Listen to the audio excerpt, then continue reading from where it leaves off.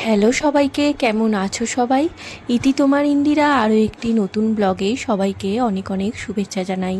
আশা করি সবাই খুব ভালো আছো, আমিও ভালোই আছি। আজকে মহালয়া। আজকে অনেক ভোরবেলায় উঠেছিলাম 5:30টার সময়। একবারে উঠিনি বিছানা ছেড়ে, কিন্তু একটু উঠলাম। অ্যালার্ম দিয়ে রেখেছিলাম যেহেতু, আর সায়ন্তর আজকে একটু বেরোনোর ছিল রিহার্সালে যাওয়ার, তো 5:30টায় এমনি কিছুক্ষণ পরে উঠতে হতো, তো ভেবেছি ওই জন্য 5:30টায় অ্যালার্ম দিয়ে একটু দুজন মিলে মহালয়া শুনবো। তো শুয়ে শুয়েই একটু মহালয়া শুনেছিলাম। আর এখন বাজে ওই 9টা মতো। স্নান টান সেরে এখন চলে এসেছি এই গাছ থেকে ফুল পারবো বলে। আজকে মহালয়ার দিনে 4-5টা ফুল পেয়েছি, ঠাকুরকে একটু দিয়ে দেব। আজকের দিনটা সকাল থেকে একটু মেঘলা মেঘলা লাগছে, জানি না সারা দিনটা কেমন মেঘ করবে। যাই হোক, চলো এখন একটু পুজোটা সেরে নিই। চলো, এখানে দেখো আমার ছোট্ট তুলসী মঞ্চটা মাথা চারা দিয়ে উঠেছে। এত সুন্দর ছোট্ট করে উঠেছে, বেশ ভালো লাগছে। আমি তো ওখান থেকে মায়ের কাছ থেকে বীজ নিয়ে এসেছিলাম, সেই বীজ ফেলে এই চারা গাছটা উঠেছে, বেশ সুন্দর লাগছে। আবার কয়েকদিন ধরে দেখছি দেখো মেট্রো চালু হয়েছে। মেট্রো চালু হয়েছে মানে লাইন ক্লিয়ার করছে আর কি, চেক করছে। এই সারা দিনে হয়তো 10 থেকে 12 বার এরকম যাচ্ছে আর আসছে। তবে স্টেশন কিন্তু তৈরি হয়নি, লাইনটা চেক করছে আর কি। লাইনটায় তোমার মেট্রো চালু করে দেখছে, হয়তো চেক করছে। যাই হোক, বেশ সুন্দর লাগছে দেখতে। আর বেশ ভালোও লাগছে এটা ভেবেই যে ঘর থেকে জানলা দিয়ে মেট্রো দেখতে পাবো। যাই হোক, চলো, ওই দেখো এখনও স্টেশন পুরো সম্পূর্ণ হয়নি। যাই হোক, এই যে এখন একটু পুজো আসছে সামনে, একটু চর্চা না করলে হয়। একটু হেনা নিয়েছি, মাথায় লাগিয়ে বসেছি এখন। আর দেখো তোমাদেরকে দেখাই, ওই যে বললাম সকালে ওয়েদারটা, আজকে দেখো সত্যি এত সুন্দর লাগছে। শরতের আকাশ, একদম দরজায় কড়া নাড়ছে।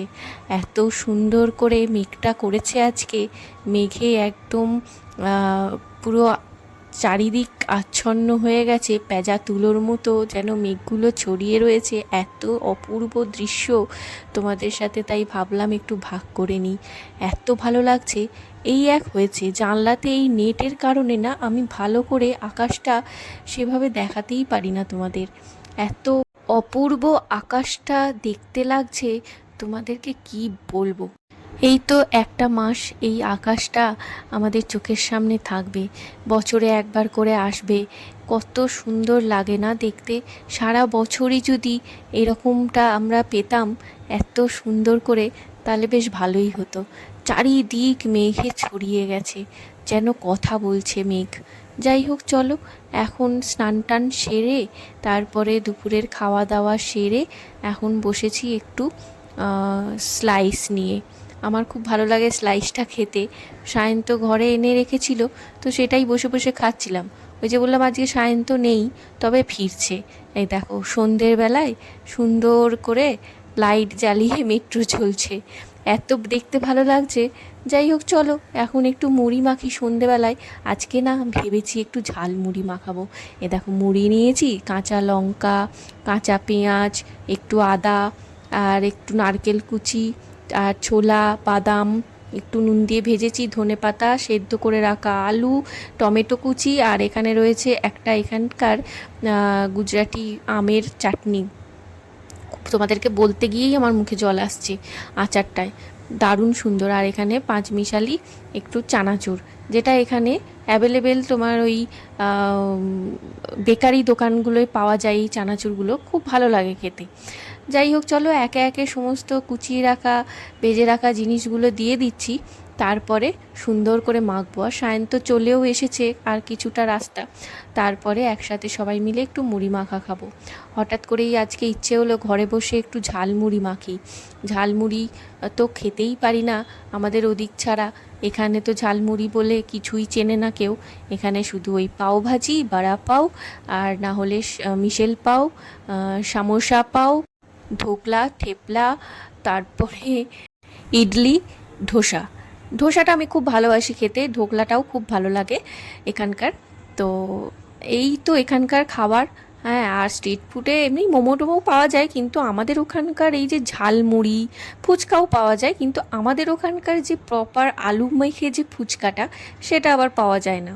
মামুনি বলেছে একদিন ফুচকা এনে বাড়িতে ওইভাবে বানাবে, হেভি লাগে খেতে, মানে জিভে জল আসার মতো যেন। আমাদের ওখানকার এই স্ট্রিট ফুডের এই যে খাবারগুলো, এগুলো তো এখানে পাই না, ওই জন্য মনটা খুব খারাপ করে মাঝে মাঝে। আর মুড়ি খেতে আমি খুব ভালোবাসি, মাখতেও খুব ভালোবাসি, এটা আমার রক্তে আছে। আসলে আমার মা খুব ভালো মুড়ি মাখে, আর খুব ভালো টেস্টি করে মাখে, খুব ভালো টেস্টি হয়, এত ভালো হয় কি বলবো। কিছুটা হলেও তো পাবো, তাই না বলো? তো ওই কারণে একটু মুড়িটা মাখি মাঝে সাঝে, আর আমি মুড়ি খেতে খুবই ভালোবাসি।